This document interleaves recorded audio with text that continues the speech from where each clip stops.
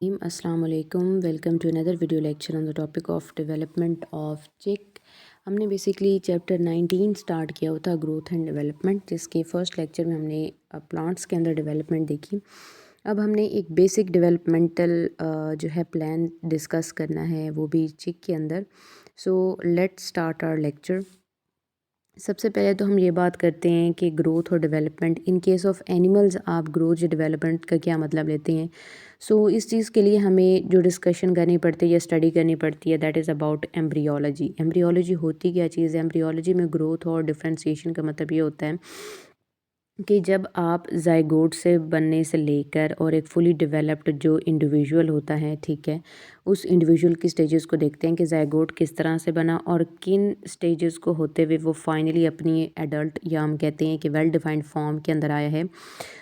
इस चीज़ को हम नाम देते हैं एम्ब्रियोलॉजी का। एम्ब्रियोलॉजी क्या चीज़ होती है? It is the study of growth and differentiation undergone by an organism in the course of its development from a single fertilised zygote to a fully complex individual. यानी कि वो एक ज़ायगोट से लेकर इंडिविजुअल बनने तक जितनी भी डेवलपमेंटल स्टेजेस से गुजरता है, जो उसके अंदर चेंजेस आते हैं, इन तमाम चीज़ों की स्टडी को आप नाम क्या देते हैं? एम्ब्रियोलॉजी का। ठीक है जी। फिर उसके बाद हम कहते हैं कि अगर आप यहाँ से इस चीज़ को आप जो है वो कट कर दें, यहाँ से आपने जस्ट ये पॉइंट करना है, तो फिर हम ये देखते हैं कि अगर आप नॉर्मली डेवलपमेंट के स्टेजेस को देखते हैं तो वो कुछ इस तरह के सीक्वेंस में आपको नज़र आते हैं। यानी पहले गैमीट फॉर्मेशन, एग और स्पर्म का बनना ज़रूरी है, फिर फर्टिलाइजेशन होती है उनकी, उसके बाद ज़ायगोट बनता है। तो ज़ायगोट जो है ना, उसकी क्लीवेज होती है, ठीक है, और क्लीवेज के बाद जो नंबर ऑफ सेल्स बनते हैं, यानी जो एम्ब्रियो बनता है, उसके अंदर डिफरेंट टाइप के जर्म लेयर्स बनते हैं, जिसको हम गैस्ट्रुलेशन कहते हैं।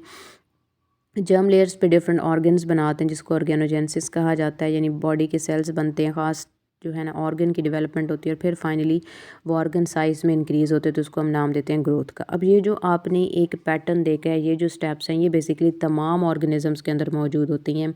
यानी जितने भी ऑर्गेनिज्म हैं, आप चाहे वर्टिब्रेट्स में हम स्पेशली बात कर रहे हैं कि फ़िश से लेकर ह्यूमन तक सारे ही ऑर्गेनिज्म को इन तमाम स्टेजेस से गुजरना पड़ता है।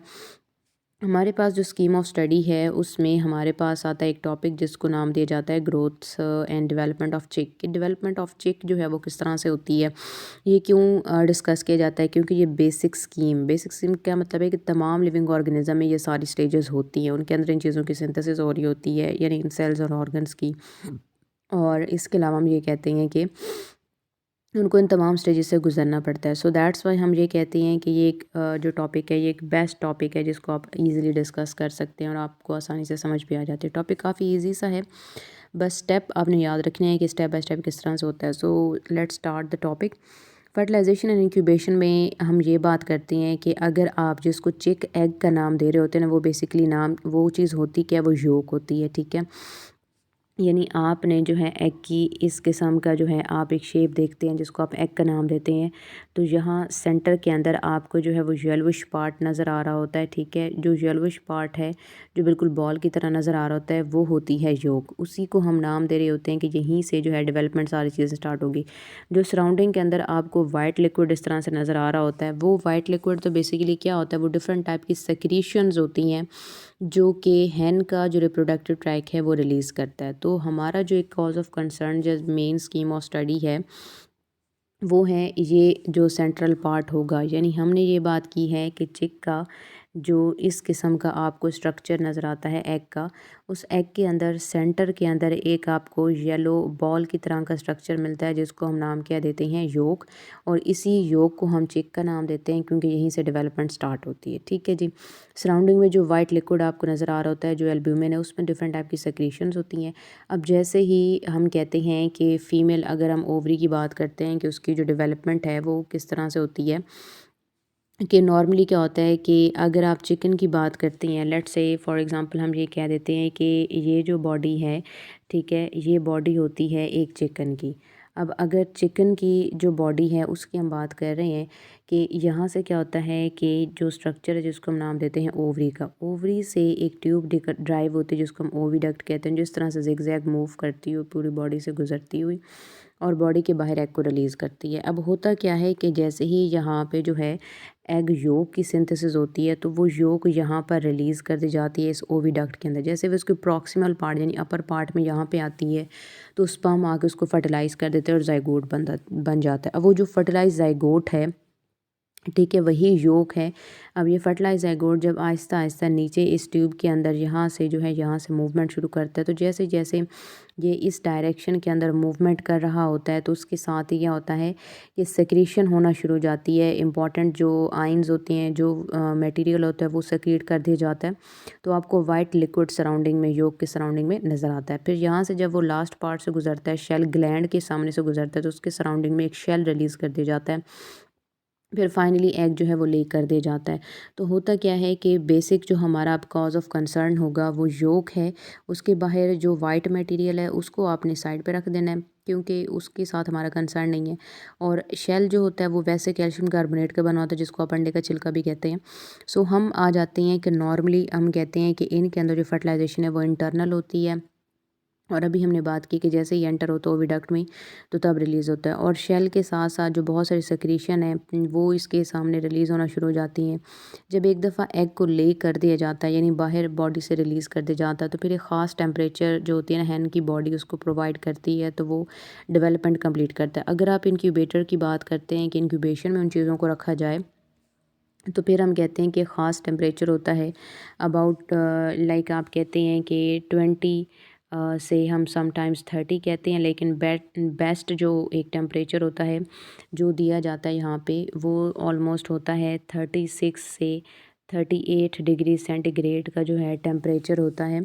ये टेम्परेचर अगर आप इंक्यूबेटर में देते हैं तो बाकायदा उनकी काफ़ी अच्छी डेवलपमेंट हो जाती है। यानी 21st डे यानी 21 दिन गुजरने के बाद जो है 21वें दिन 21st डे पे क्या होता है कि जो चिक है उसकी बर्थ हो जाती है या वो छिलके से बाहर आ जाता है। यहाँ पे हम बात कर रहे हैं अब कि बाकायदा इनकी अब क्लीवेज किस तरह से स्टार्ट होती है। आपके माइंड में एक चीज़ आया होगा कि क्लीवेज का क्या मतलब होता है। क्लीवेज का मतलब है कि किसी चीज़ का छोटे छोटे हिस्सों में या डिफरेंट पार्ट्स के अंदर डिवाइड कर देना। क्लीवेज होती क्या चीज़ है, बेसिकली आफ्टर फर्टिलाइजेशन एग को एक सीरीज़ ऑफ माइटोटिक डिवीजन करनी पड़ती है। वो जो सीरीज़ ऑफ माइटोटिक डिवीजन है, तो क्लीवेज को आप यूँ डिफाइन कर सकते हैं, the series of after fertilisation the series of mitotic division that convert a zygote into a multicellular embryo is known as cleavage। यानी कि ज़ाइगोट जो होता है वो किस में कन्वर्ट हो जाता है, एम्ब्रियो के अंदर। कि पहले ये एक ज़ाइगोट था, लेकिन एम्ब्रियो के अंदर जो है वो बहुत सारे जो है ना सेल्स होते हैं, तो एम्ब्रियो आपको बॉल ऑफ सेल की तरह इस तरह से नज़र आ रहा होता है। सो इस प्रोसेस को हम नाम कह देते हैं क्लीवेज का। अब बेसिकली जो एग योक होता है ना, उसके ऊपर एक छोटा सा आपको लाइक फॉर एग्ज़ाम्पल अगर मैं यहाँ पर सिर्फ योक ही अब ड्रॉ करूँ, तो इस किस्म का योग का अगर स्ट्रक्चर है जो होता है, तो इसके ऊपर क्या होता है कि आपको एक वाइट कलर का जो है हम कह देते हैं कि वाइट कलर का आपको एक डॉट जो है ना यहाँ पे नज़र आता है। ठीक है, यहाँ पे अब ये जो वाइट कलर का डॉट इसके ऊपर नज़र आए, चले मैं डिफरेंट पॉइंटर से ड्रॉ कर देती हूँ ताकि आपको समझ आए कि अपर एरिया जो होता है यहाँ पे वाइट कलर का एक डॉट मौजूद होता है, जो आपको अगर आप उसको ओपनली भी देखें यानी अंडे को तोड़ के अगर आप किसी प्याली वगैरह के अंदर देखें, तो उसमें आपको साफ नज़र आता है कि योग के ऊपर एक हल्का सा आपको वाइटिश सा एरिया नज़र आता है।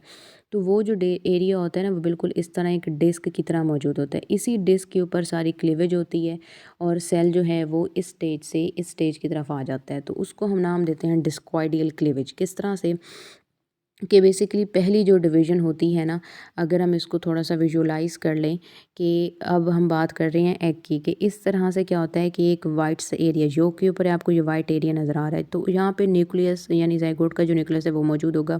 तो पहली क्लीवेज इस तरह से वर्टिकल होती है, यानी कि इस तरह की डिवीज़न हो रही है, ये है वर्टिकल। ठीक है, दूसरी जो होती है वो इस तरह की वर्टिकल होती है, यानी एक राइट साइड से पहले होगी, फिर लेफ़्ट साइड से वर्टिकल हो जाती है। फिर तीसरी क्या होती है कि इस तरह से हॉरिजॉन्टल होती है, जो 3 पार्ट में डिवाइड कर देते हैं। यानी फर्स्ट क्लीवेज होती है इस तरह से बिल्कुल, ठीक है। सेकंड क्लीवेज अब इस तरह से भी, या दूसरी इस तरह से हो गई है, तो दोनों वर्टिकल हो गई। थर्ड क्लीवेज क्या होती है कि इस तरह से, इस तरह से, और ये हॉरिजॉन्टल हो गई है। अब हॉरिजॉन्टल क्लीवेज के क्या होता है कि फर्स्ट क्लीवेज की वजह से 2 सेल स्टेज आती है, फिर 4 सेल स्टेज है, फिर 8 सेल स्टेज।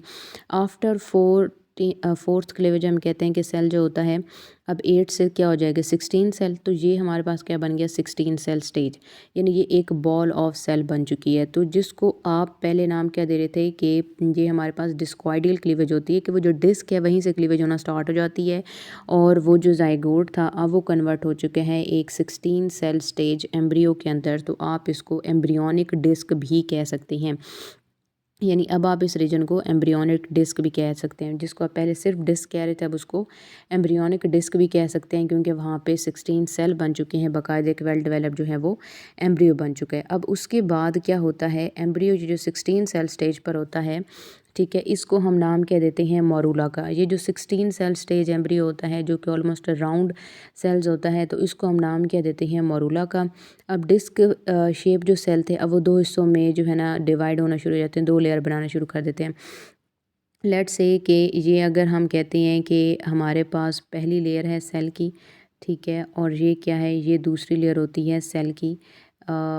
एक मिनट, यानी हम लेयर ऑफ सेल्स की बात कर रहे हैं कि हमारे पास क्या है, ये पहली लेयर है सेल की और इसके साथ ही साथ ये दूसरी लेयर है। थोड़ा सा मैंने गैप इस वजह से क्रिएट किया ताकि आपको मैं लेयर्स का समझा सकूं। और इसके नीचे जो है ना इस तरह का सारा रीजन होता है, ठीक है। तो ये ऐसे है और ये भी नीचे इस तरह से। हम सेंटर की अब बात कर रहे हैं, तो होता क्या है कि जो अपर लेयर है उसको हम नाम क्या देते हैं, एपीब्लास्ट होती है, सॉरी, जो मतलब लेयर्स हैं इस तरह से अरेंज हो जाती हैं। तो ये दो लेयर्स इसमें हो सकती हैं। अब जैसे कि यहाँ पे आपको नज़र आ रहा है कि आपको अब ये दो तरह के सेल्स नज़र आ रहे हैं, ठीक है।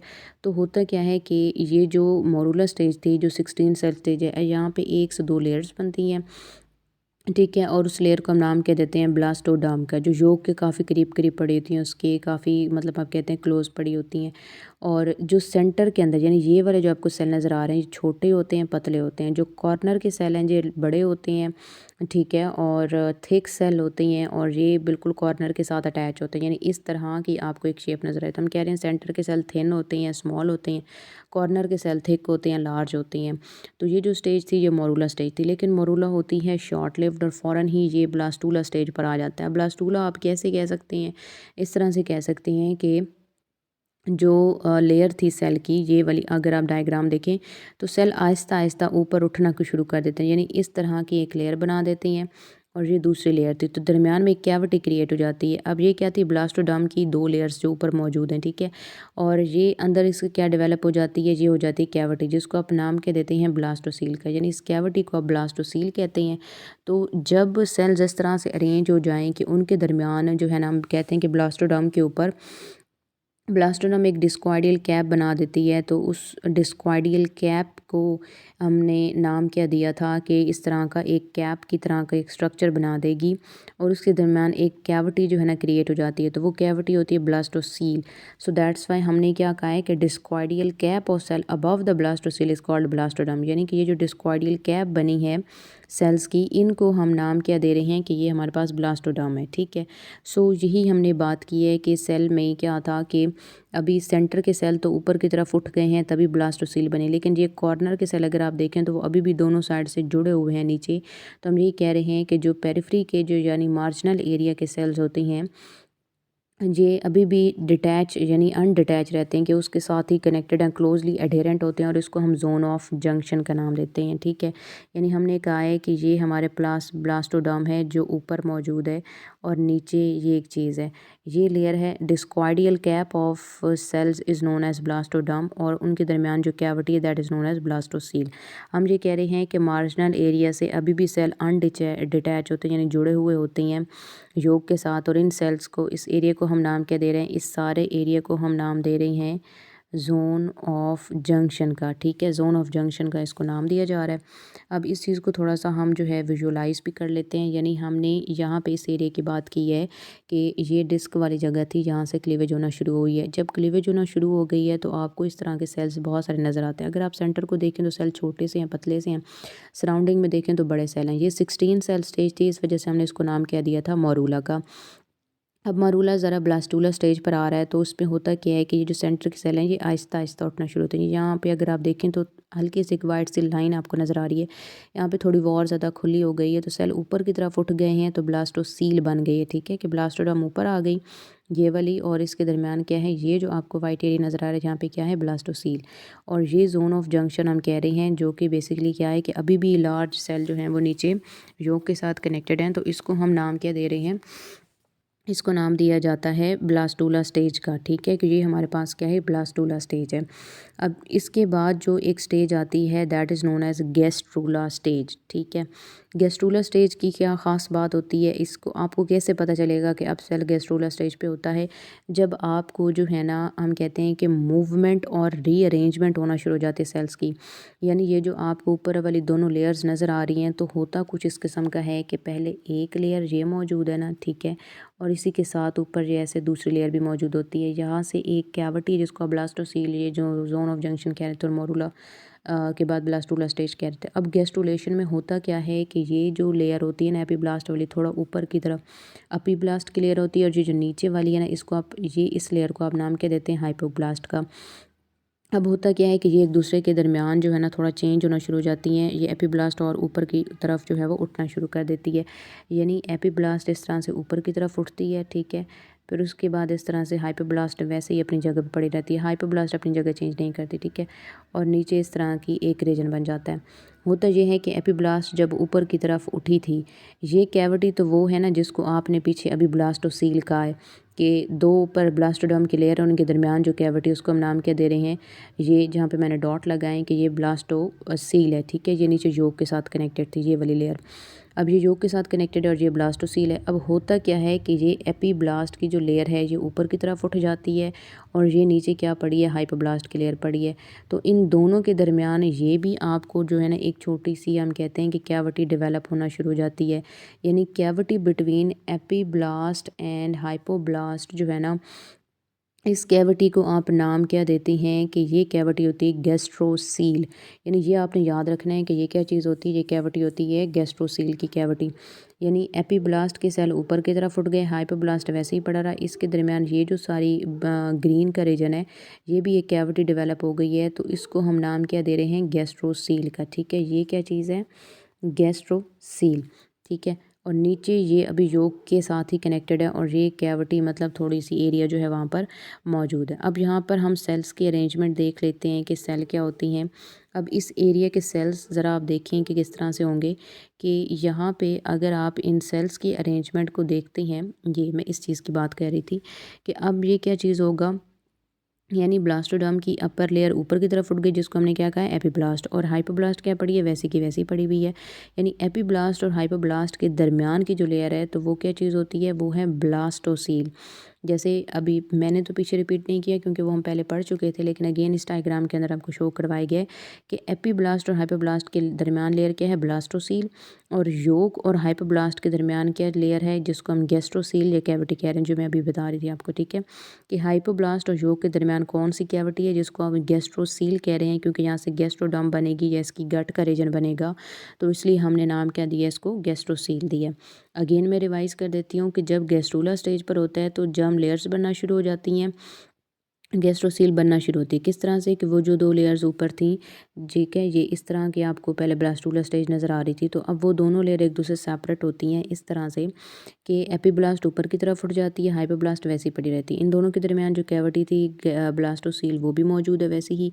लेकिन होता क्या है कि ये लेयर जब ऊपर की तरफ उठती है, तो जाहिर सी बात है कि यहाँ पे एक कैविटी क्रिएट हो जाती है। उस कैविटी को आप नाम क्या देते हैं, गैस्ट्रोसील का नाम देते हैं, क्योंकि इसने आगे फ्यूचर में जाके यहाँ से गैस्ट्रिक रीजन बनाना है, या इसका स्टमक या डाइजेस्टिव सिस्टम बनाना होता है, ठीक है जी। अब बुक से हमें इस चीज़ को थोड़ा सा एक और बात भी हमने यहाँ पे डिस्कस करनी है। अच्छा, यहाँ पे क्या होता है कि अगर आप ऊपर से देखते हैं ना इस तरह के सेल्स को, तो आपको थोड़ी सी जो है ना अरेंजमेंट ऐसे नज़र आती है। यहाँ से हम देखें तो क्या होता है कि दो तरह के एरिया बनते हैं, एक होता है एरिया पेलुसिडा और एक होता है एरिया ओपेका। कि ये जो आपको सारी अरेंजमेंट नज़र आ रही है कि एपीब्लास्ट है, हाइपोब्लास्ट है, और फिर गैस्ट्रोसील वाली स्टेज। तो गैस्ट्रोसील स्टेज पे अगर आप ये सारे सेल देखते हैं ना जो यहाँ पे मौजूद हैं, ठीक है, दरमियान वाले सेल, तो वो आपको सारे जो है ना वाइट से और मतलब इतने हम कहते हैं कि ट्रांसपेरेंट से नज़र आते हैं। तो इस वजह से उसको नाम क्या देते हैं, एरिया पेलुसिडा। लेकिन अगर आप कॉर्नर के सेल देखते हैं तो वो आपको थिक और डार्क नज़र आते हैं, ओपैक नज़र आते हैं, दैट्स वाई उनको हम नाम क्या देते हैं, एरिया ओपेका।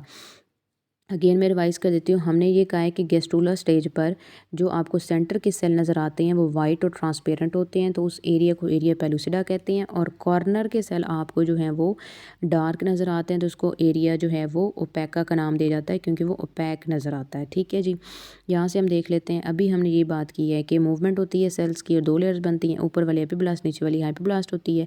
और हाइपोब्लास्ट होती है ये, अभी हमने बात की है कि इसमें एंडोडर्म बन जाएगी, तो हाइपोब्लास्ट डेवलप होकर ये योग के सरफेस के थोड़ा सा ऊपर की तरफ ही होती है। ठीक है, और ये फिर आगे क्या करेगी कि एंडोडर्मल लाइनिंग बनाएगी ऑफ योग सैक। जैसे ये मैंने आपको क्या बताया कि उसका डम बनाएगी, या हम कहते हैं कि एंडोडर्म बनाएगी, या डाइजेस्टिव ग्लैंड बनाएगी। सेंट्रल सेल जो होती हैं ब्लास्टोडर्म की, वो सेपरेट हो चुके हैं योग से। तो दो तरह के एरिया आपको नज़र आते हैं, एक एरिया पेलुसिडा है, ठीक है, और दूसरे को हमने नाम क्या दिया है, एरिया ओपेका। तो इस वजह से हमने कहा है कि सेंटर के सेल जो क्या होते हैं ट्रांसलूसेंट अपीयरेंस देते हैं, वाइट नज़र आते हैं, ट्रांसपेरेंट नज़र आते हैं, तो एरिया पेलुसिडा। और जो ओपैक नज़र आएंगे, डार्क और बड़े नज़र आएंगे, तो उसको हम नाम क्या देते हैं, एरिया जो है वो ओपेका का नाम दिया जाता है। अच्छा जी, फिर उसके बाद हमने कहा है कि जो अपर लेयर होती है ब्लास्टोडर्म की, उसमें प्रिजम्पटिव, मेसोडर्म और जो है ना एक्टोडर्म बनती है। यानी ये आपने याद रखना है कि एपीब्लास्ट क्या बनाएगी, एक आउटर मोस्ट लेयर एक्टोडर्म, उसके नीचे मेसोडर्म दरमियान वाली लेयर, ठीक है। और हाइपोब्लास्ट क्या बनाएगी, एंडोडर्म। तो ये आपने याद रखना है कि ये बनाएगी एक्टोडर्म और मेसोडर्म, ठीक है, और ये क्या बनाएगी, एंडोडर्म, कि ये एंडोडर्म फॉर्मेशन के अंदर इन्वॉल्व होती है। सो यहाँ तक की जो स्टेज है इसको आप नाम क्या देते हैं, गेस्ट्रूला स्टेज का। ठीक है, सो हमने 3 स्टेजेस अभी पढ़ी हैं, मोरूला, ब्लास्टूला और गेस्ट्रूला। अब गेस्ट्रूला स्टेज के बाद हम देखते हैं कि सेल्स जो हैं वो किस तरह की अरेंजमेंट करते हैं। तो आप जो है ना, जब इस तरह की स्टेज होती है तो उसके बाद आती है हमारे पास 18th सेल स्टेज, जहाँ पर बेसिकली क्या होता है कि नोटोकॉर्ड और मेसोडर्म की फॉर्मेशन होना शुरू हो जाती है, या प्रिमिटिव स्ट्रीक बनना शुरू होती है, तो वो हमने देखनी है। बेसिकली होता ये है कि ये जो सेल होते हैं ना, यहाँ से, अच्छा आपने एक चीज़ ये नोट करनी कि एम्फीबियन का जिक्र किया हुआ है, आपने इस लाइन को यहाँ से जो है रिमूव कर देना। तो ये लाइन क्या बनेगी कि चिक के अंदर जो मेसोडर्म के सेल्स होती हैं ये माइग्रेट करते हैं मिडली और कॉर्डली। अब मिडली और कॉर्डली किस तरह से, मैं आपको डायग्राम से एक चीज़ समझा देती हूँ कि हमने ये बात की है कि हमारे पास जो है ना, अगर आप बात करते हैं तो ये रही डायग्राम, ये वाली, कि अगर हम बात करते हैं कि हमारे पास क्या था कि एपीब्लास्ट ये नीचे पड़ी है, ठीक है, और हाइपोब्लास्ट नीचे, ये सारी लेयर्स। हम ये कह रहे हैं कि मिडली और कॉर्डली का क्या मतलब है कि सेल जो है वो एपीब्लास्ट वाले यहाँ से मीडियम की तरफ और पीछे की तरफ मूव करना शुरू कर देते हैं। यानी इस तरह की आपको एक जो है ना लेयर फॉर्मेशन हो गई थी, इस तरह की। ऊपर वाले को हमने एपीब्लास्ट कहा था, हाइपोब्लास्ट कहा था, इसको ब्लास्टोसील कहा है अभी। और नीचे क्या मौजूद थी, ये गैस्ट्रोसील थी, और ये योग के साथ कनेक्टेड लेयर थी। हम ये कह रहे हैं कि एपीब्लास्ट से जितने भी सेल हैं, अब वो थोड़ी सी अरेंजमेंट अपनी किस तरह से करेंगे कि वो सेल जो है ना वो थोड़ी इस तरह की अरेंजमेंट करती हैं कि मिडली और कॉर्डली, यानी सेंटर से और पीछे की तरफ इस तरह से जो है ना आना शुरू हो जाते हैं, एक लेयर बनाना शुरू कर देते हैं। तो वो जो लेयर बनती है ना, इसको हम नाम क्या देते हैं, प्रिमिटिव स्ट्रीक का। मैं अगेन आपको बता देती हूँ कि एपीब्लास्ट और हाइपोब्लास्ट वाला जो रीजन था ना, और हमने कहा कि ऊपर वाली एपीब्लास्ट है, तो उसमें से कुछ सेल माइग्रेट करके पीछे की तरफ, यानी सेंटर से पीछे की तरफ जाना शुरू कर देते हैं मेसोडर्म वाली जगह से। तो उसको हम नाम क्या देते हैं, एक लाइन बनती है, उसको हम स्ट्रीक कहते हैं। स्ट्रीक का मतलब ही लाइन होता है, ठीक है। सो यहाँ से हमने क्या कहा है कि ये मिड से एक थिक लाइन बनाते हैं, जिसको हमने स्ट्रीक का, जो आहिस्ता आहिस्ता ग्रो करती रहती है। और प्रिजम्पटिव मेसोडर्म, यानी कि फ्यूचर की मेसोडर्म, प्रिजम्पटिव मतलब फ्यूचर की मेसोडर्म यहाँ से बनती है। सेल एग्रीगेट करते चले जाते हैं और ये पियर शेप बन जाती है। जैसे अभी हमने कहा कि इस तरह की जो है ये पियर शेप जो है ना ये बनना शुरू हो जाती है, और इस तरह की एक लेयर बनती है, ठीक है। तो इसको हम नाम क्या दे रहे हैं, इसको हम नाम दे रहे हैं प्रिमिटिव स्ट्रीक का। तो ये पियर शेप हो गया।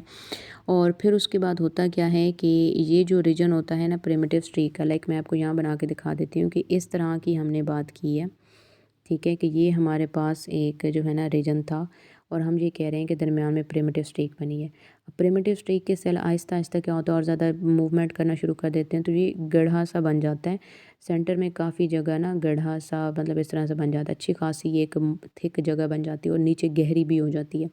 सो जब ये गहरी होगी ना, इसी चीज़ को हम नाम क्या देंगे, प्रिमिटिव जो है ना ग्रूव का नाम देना हम शुरू कर देते हैं इस चीज़ को। और ये चीज़ करती क्या है, ये चीज़ आगे जो है ना इंपॉर्टेंट रोल प्ले करती है नोटोकॉर्ड की फॉर्मेशन में। यहाँ से देख लेते हैं, हम ये कहते हैं कि कंटिन्यूअस माइग्रेशन होती रहती है एपिब्लास्ट और हैप्योब्लास्ट के दरमियान की लेयर से, तो एक ग्रूव बन जाता है। जैसे अभी हमने बात की कि प्रिमिटिव ग्रूव जो लेंथ होती है, पिरामिड ट्री की लेंथ बढ़ना शुरू हो जाती है और दरमियान में एक डिप्रेशन, एक गड़ा बन जाता है, जिसको हम नाम क्या देते हैं, प्रिमिटिव ग्रूव का। नाम क्या दिया था, प्रिमिटिव ग्रूव का। तो जाहिर सी बात है कि जो इसके एजेस होंगे, यानी ये वाली जगह और ये वाली जगह जो होगी, इसको हम नाम क्या देंगे, प्रिमिटिव रिज का।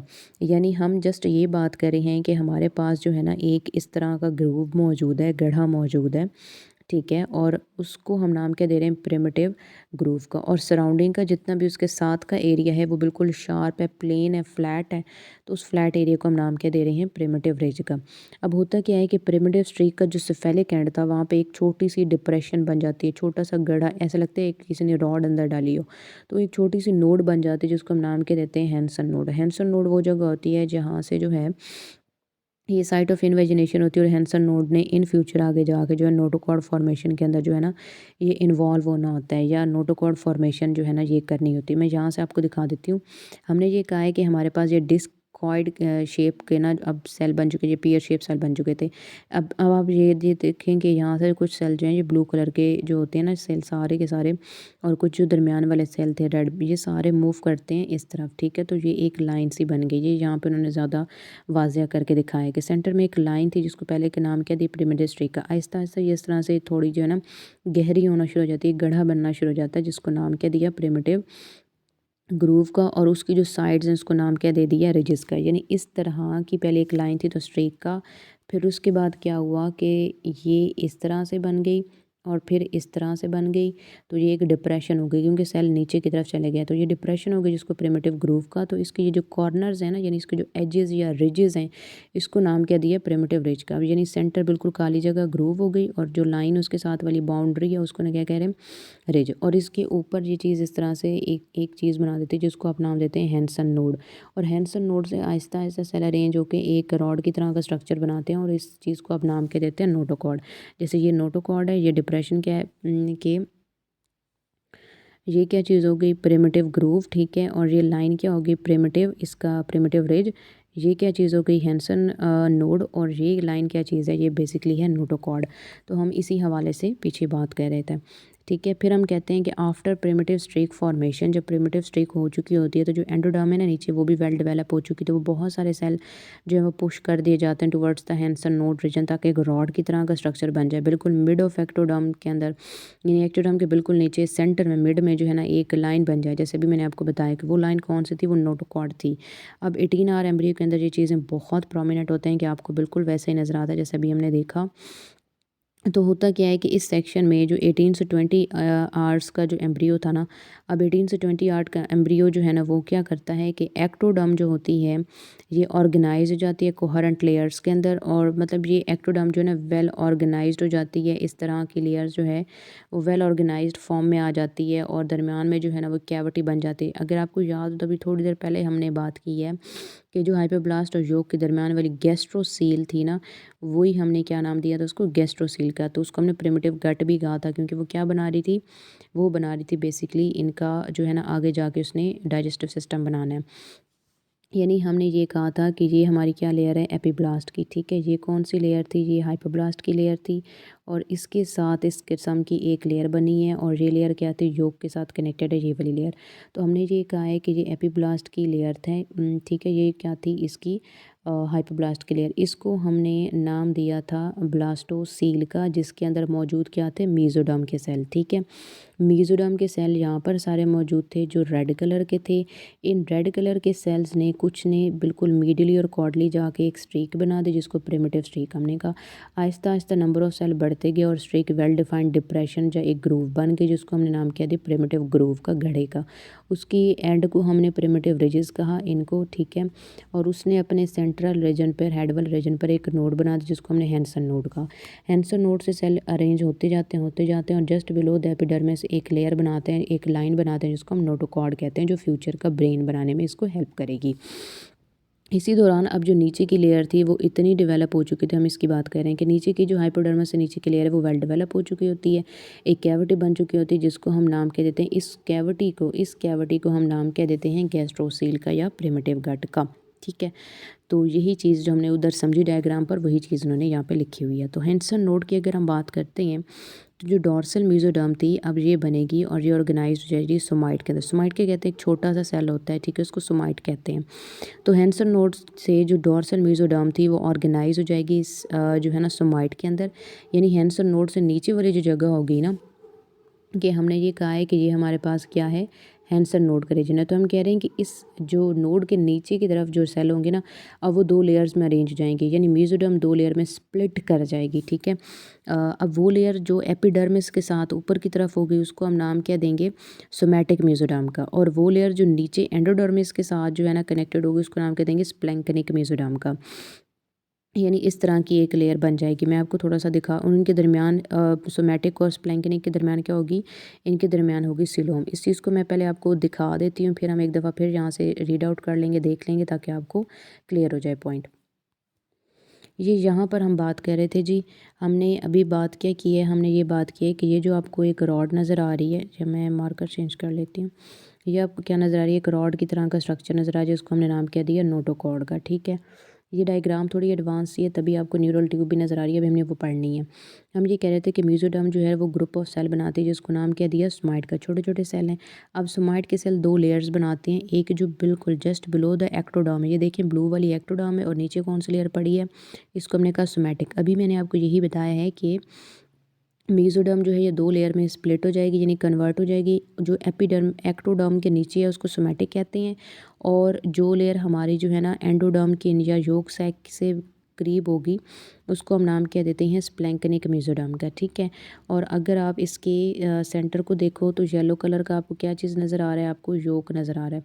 ये योक इस तरह से थोड़ा सा जो है वो अरेंज हो चुका होता है, तो उसको हम नाम क्या देते हैं, योक स्टॉक का, यानी ऊपर की तरफ है, और योग सैक के ऊपर ही ये सारा काम हो रहा होता है। अब ये तीनों लेयर्स मिलकर जो है ना, ये आगे एक्स्ट्रा एम्ब्रियोनिक मेम्ब्रेन बना रही होती हैं। अब यहाँ पे अभी गट की जो है ना बनी नहीं है कोई भी चीज़, तो ये पूरा रीजन इसी तरह से खाली, आपको एक रॉड की तरह का एक खाली रीजन नज़र आ रहा है। ये सेंटर में अगर आप देखें तो ये इस तरह का ये सारा खाली रीजन है। तो इस तरह का यानी एक जो है ना ऐसे करके और रीजन मौजूद है योग का।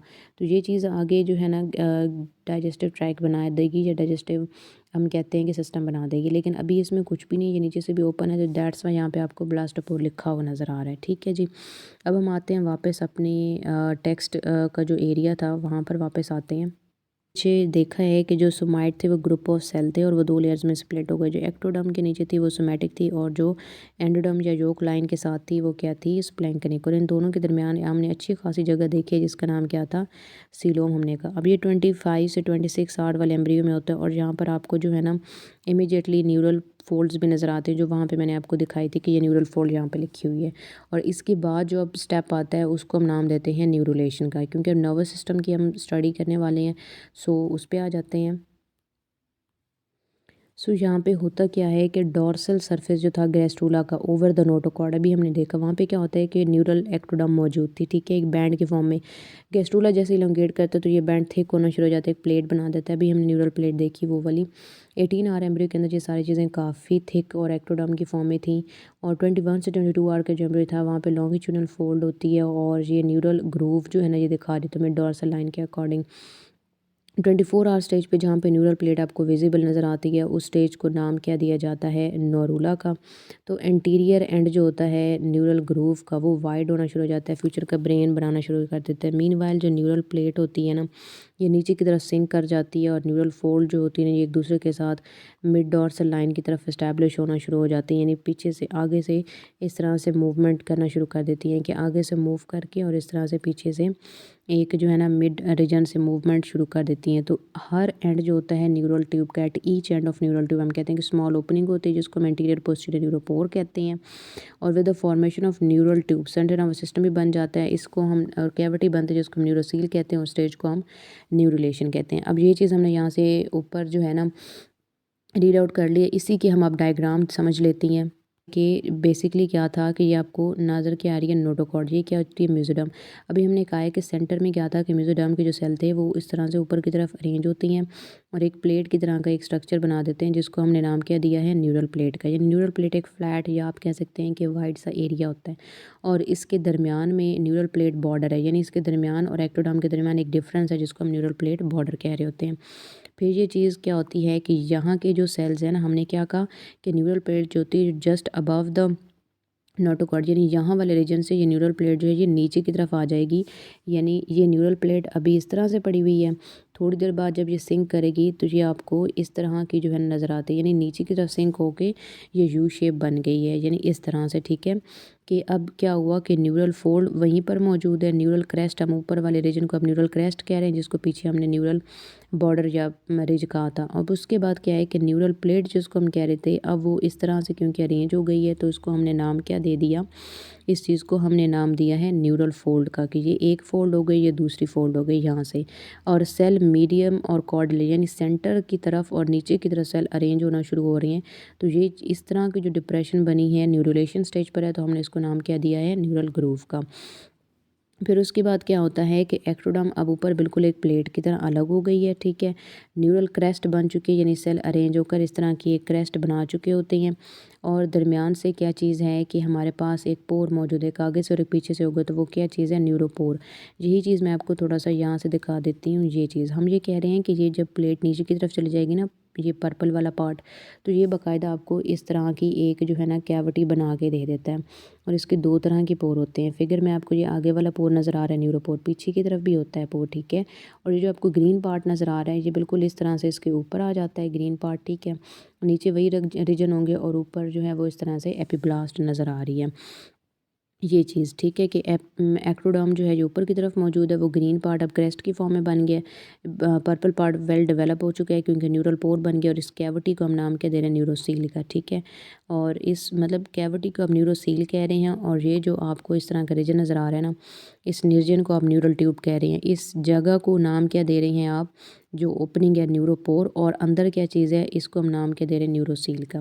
ये चीज़ आपने याद रखनी है। फिर उसके बाद क्या होता है with the passage of time, जब और वक्त गुजरता है, तो अभी हमने क्या कहा कि तकरीबन जो है इसमें 20 हमने पढ़ा है कि 25 से 26 आवर का जो, यानी लास्ट में हमने देखा है कि आफ्टर 24 आवर जो आगे डेवलपमेंट स्टार्ट होती है, तो उसमें क्या होता है कि ये न्यूरल सील है। ठीक है, तो ये सोमेटिक मेसोडर्म थी और ये हम कहते हैं कि स्पाइनल गैंग्लियन। अब ये गैंग्लियन बनना शुरू हो जाते हैं आहिस्ता आहिस्ता, एक्टोडर्म और ये सारी चीज़ें इस्टेब्लिश, यानी उसका जो नर्वस सिस्टम है ना वो इस तरह से अरेंज होना शुरू हो जाता है। और इस नर्वस सिस्टम के अंदर हम एक और बात भी करते हैं कि वो आपको कहाँ से अब नज़र आएगा। जो न्यूरुलेशन स्टेज होती है ना, अगर आप एम्ब्रियोनिक स्टेज पर उसको देखें तो ये चीज़ हम कह रहे हैं, ये चीज़ हम डिस्कशन कर रहे हैं के नीचे ये योग सैक बनना शुरू हो जाता है। योग सैक जो होता है ना, ये क्या करता है, योग सैक कुछ ऐसे एंजाइम वगैरह रिलीज़ करता है ताकि योग सारी यूटिलाइज़ की जा सके, सेल को एनर्जी मिले, ज़्यादा से ज़्यादा मूवमेंट के हो सके, और as soon as possible organ formation की तरफ जो है यानी गैस्ट्रुलेशन और न्यूरुलेशन को प्रोसीड किया जाए। ठीक है जी, और ये आपको जो पिंक के रीजन नज़र आ रहा है इसको मेसोडर्म कह रहे हैं। और आपको ये चीज़ विजुलाइज़ कैसे नज़र आती है, इस तरह से कि आपको ये छोटा सा ये जो रीजन नज़र आ रहा है ना, ये इसका न्यूरुलेशन वाला रीजन है, ये इसका नोटोकॉर्ड वाला रीजन है, और इसकी गट ये जो एंडोडर्म है ये सारी अभी योग के साथ कनेक्टेड है इस तरह से। ठीक है जी, और ये रीजन आगे बनाता है क्या, ये बनाता है एक्सट्रेम्ब्रियोनिक मेम्ब्रेन को। तो एक्सट्रेम्ब्रियोनिक मेम्ब्रेन जैसे यहाँ पे ये काफ़ी अच्छा जो है नज़र आ रहा है, क्योंकि ये सारा जो है ना ये वही रीजन है न्यूरुलेशन वाला जो अभी हम पढ़े थे। ये यहाँ पे उसकी जो है नोटोकॉर्ड आपको नज़र आ रही है, जो रेड कलर की लाइन गले वाली जगह पर है यहाँ पर, और ये उसकी गट है। गट के साथ अगर आप देखें तो ये जो है ना योग सैक मौजूद है जिससे सारी चीज़ें बन रही थी और वहीं से एनर्जी आ रही थी। ठीक है, और एमनियन बन चुकी है। एमनियन उसके जो होती है ना लेटरल सरफेस पर मौजूद है, ये वाली एमनियन, जिसके अंदर सारा ये आपको लाइट येलो सा रीजन नज़र आ रहा होगा। तो उसको हम नाम क्या दे रहे हैं कि ये हमारे पास जो होती है सारा जो ये लाइट येलो सा रीजन है, थोड़ा सा ये भी है, तो ये सारा रीजन एमनियन का होता है। और योग सैक होती है, एमनियन होती है, कोरियन और एलेंटॉइस होती है। तो एमनियन जो होती है ना, ये इसको हेल्प आउट करती है, मतलब ये डेसिकेशन वगैरह से बचाने में इसको हेल्प आउट करेगी। जो बेसिकली एलेंटॉइस होती है, ये वेस्ट मटेरियल सारा ये देख लें एक्यूमुलेट करती है। ये बाहर शेल मौजूद है, ठीक है, और इसके अंदर एल्ब्यूमिन वाली ये वाइट जगह सारी एल्ब्यूमिन कहती है, ये एयर सैक होता है। अगर आप अंडे को देखें ना, तो अंडे को अगर आप रखना चाहें तो अंडा कुछ इस किस्म की शेप का होता है। तो यहाँ पे होता क्या है कि हम नाम दे रहे हैं कि आउटर मोस्ट जो लेयर है वो कोरियन है, ठीक है, और यहाँ पे उसको हम नाम के दे रहे हैं कि शेल भी है और उसी को हम कोरियन भी कह रहे हैं। लेकिन क्या होता है कि इसकी जो बेस वाला रीजन है, यहाँ पे एयर सैक होता है। तो जैसे यहाँ से एम्ब्रियो बन जाता है, यहाँ पे अपनी बीक यानी चोंच जो है वो अंदर करता है और यहाँ से इन्फ्लेट कर लेते, तो यहाँ से इसको तोड़ के और बाहर निकल आता है। तो इस चीज़ को हम नाम क्या दे रहे हैं कि ये हमारे पास जब उसकी इमरजेंस का टाइम पीरियड है, ठीक है। तो अभी अगेन मैं आपको बता देती हूँ कि ये एम्ब्रियो पड़ा हुआ है, ठीक है। यहाँ पे एमनियॉन है, एमनियॉन इसको गैशियस एक्सचेंज में हेल्प करती है और इसको डेसिकेशन वगैरह से बचा रही होती है। एलेंटॉइस इसका वेस्ट मटेरियल सारा एक्यूमुलेट करती है, क्योंकि ज़ाहिर सेल बन रहे हैं, डिट्रियोरेट हो रही हैं, वेस्ट मटेरियल ये इकट्ठा कर लेगी। योक सैक इसको फूड दे रहा होता है। कोरियन शेल वाली लेयर है तो उसके दरमियान और इसमें पोर भी होते हैं, तो ये गैशियस एक्सचेंज में इन्वॉल्व होती है। एल्ब्यूमिन वाइट पार्ट है जो बाहर होगा, ठीक है, और जो उसको हेल्प आउट कर रहा होता है। ऐसा जो उसका रोल नहीं है, लेकिन फिर भी अब वो यहाँ पे यूटिलाइज़ होना शुरू हो जाता है जैसे जैसे डेवलपमेंट शुरू हो जाएगी। ये बाहर वाला शेल है, एयर सैक में वो अपनी बीक पेनिट्रेट करेगा और यहाँ से अंडे को तोड़ के बाहर निकल आएगा, ठीक है जी। So that was about our lecture. अब मैं आपको ये बता देती हूँ कि आपने इस सारे लेक्चर को प्रिपेयर कैसे करना है, ठीक है। सो आपने ये चीज़ याद रखनी है कि आपने पूरा इसको बिल्कुल भी याद नहीं करना, क्योंकि आपको फिर कन्फ्यूजन हो जाएगी। आपको जो यहाँ से याद होना चाहिए, एक ये चीज़ सारी आपको जो है ना, ये आपने रीड आउट कर लेनी है एमसीक्यू के लिए या आपके समझने के लिए। आपको यहाँ से क्वेश्चन आ सकता है, व्हाट इज़ डिस्क्वाइडियल क्लीवेज, ठीक है, तो ये आपको आना चाहिए। What is morula, define morula, define blastula, describe blastula stage, briefly describe the gastrulation. तो गेस्ट्रुलेशन जो है ये आपने अच्छे से याद करना है, ये आपको 4 मार्क्स का आता है और गेस्ट्रुलेशन की डायग्राम भी आपने लाजमी प्रिपेयर करनी है साथ, ठीक है। सो गेस्ट्रुलेशन 4 मार्क्स का आपको आता है। फिर उसके बाद आप यहाँ पे आ जाएं, यानी गेस्ट्रुलेशन पे ना, अच्छा ब्लास्टूला के साथ आप ये वाली डायग्राम कर लें तो बहुत अच्छा है, क्योंकि इसमें सारी चीज़ें आ रही हैं। और गेस्ट्रुलेशन के टाइम पे आप ये वाली डायग्राम करें तो ये बहुत अच्छी हो जाएगी। और फिर उसके बाद जो है ना, आपने यहाँ पे आ जाना है नोटोकॉर्ड और मेसोडर्म वाला। यहाँ पे आपको पता होना चाहिए what is primitive streak, short question है। डिफाइन हैंसन नोड, और इसके अलावा यहाँ से एक और चीज़ आ सकती है आपको, जो है ना, ये आपने सारा जो पैराग्राफ है ये दोनों आपने ये कर लेने हैं एमसीक्यू के लिए। ऊपर मैंने आपको 2 डेफिनेशन बता दी हैं, ठीक है। फिर ये जो न्यूरुलेशन है, ये डिस्क्राइब द प्रोसेस ऑफ न्यूरुलेशन इन चिक, तो ये आपको लॉन्ग क्वेश्चन के तौर पे आ सकता है, या ये आपको डेफिनेशन पूछी जा सकती है, what is neurula, define neurula, describe the process of neurulation. तो इस तरह से आ सकता है, यानी आपने न्यूरुलेशन और गेस्ट्रुलेशन वाला एज अ लॉन्ग क्वेश्चन याद करना है अच्छी तरह से, ठीक है। और जो इसके पहले वाला मैंने आपको बताया है, यहाँ से हैंसन नोड आपको पता हो कि क्या होती है, प्रिमिटिव स्ट्रीक, प्रिमिटिव ग्रूव क्या होती है, ठीक है। और इसके अलावा आपको जो है ना ये पता हो what is the difference between area pellucida and area ओपेका, ये आपको आना चाहिए। गेस्ट्रुलेशन अच्छी तरह से आपने करनी है। और ब्लास्टूला में what is blastula, describe blastula, इस तरह से। What is morula, define morula, ये चीज़ आ सकती है। व्हाट इज़ डिस्क्वाइडल क्लेवेज, या what do you know about discoidal cleavage, या how discoidal cleavage take place. तो इस किस्म के क्वेश्चन आते हैं, यानी शॉर्ट क्वेश्चन ज़्यादा हैं। डिस्क्वाइडल क्लेवेज शॉर्ट क्वेश्चन में है, मोरूला ब्लास्टूला ये शॉर्ट क्वेश्चन में, गेस्ट्रूला लॉन्ग में है, फिर न्यू रिलेशन वाला लॉन्ग में भी है और कुछ डेफिनेशंस भी हैं। यहाँ से Hensen node, primitive streak, primitive groove की डेफिनेशन आपको पता होनी चाहिए, और बाकी आप एमसीक्यूज़ के लिए भी प्रिपेयर करते हैं। सो that was about today's lecture. I hope कि आपको ये चीज़ समझ आ गई होगी। एक्स्ट्रा एम्ब्रियोनिक मेम्ब्रेन का मैंने वैसे ही बता दिया था कि जिक्र पड़ा है, तो हमने चलें उसको डिस्कस कर लेते हैं कि वो क्या चीज़ होती है। Till the next video lecture, wish you all the very best. ये टॉपिक काफ़ी आसान है, लेकिन आपने इसको कैटेगराइज करके याद करना है, यानी आपने इसको इसी तरह से याद करना है, छोटे छोटे टुकड़ों में डिवाइड करके चंक बाय चंक याद करें। यानी डेफिनेशंस जो मैंने आपको बताई हैं, हर एक चीज़ की आपको पता हो कि ब्लास्टूला क्या है, मोरूला क्या है, प्रिमिटिव स्ट्रीक, प्रिमिटिव ग्रूव क्या है, या हैंसन नोड क्या है, ठीक है, या एरिया पेलुसिडा, एरिया ओपेका क्या होता है, ये चीज़ आपको शॉर्ट क्वेश्चन में आती हैं तो आपको याद होना चाहिए। न्यूरुला क्या होता है, न्यूरुलेशन स्टेज क्या है, ये शॉर्ट क्वेश्चन है। लॉन्ग क्वेश्चन दो हैं, एक गेस्ट रिलेशन वाला वो भी काफ़ी आसान सा सिंपल सा लिखा उन्होंने, और एक न्यूरुलेशन वाला वो भी बहुत आसान सा लिखा हुआ है, तो वो आपने लॉन्ग क्वेश्चन के तौर पे प्रिपेयर कर लेना। ये टॉपिक आप इसी तरह से जब डिवाइड करके याद करेंगे आपको बहुत अच्छी समझ आएगी। Till the next video lecture, wish you all the very best and good luck.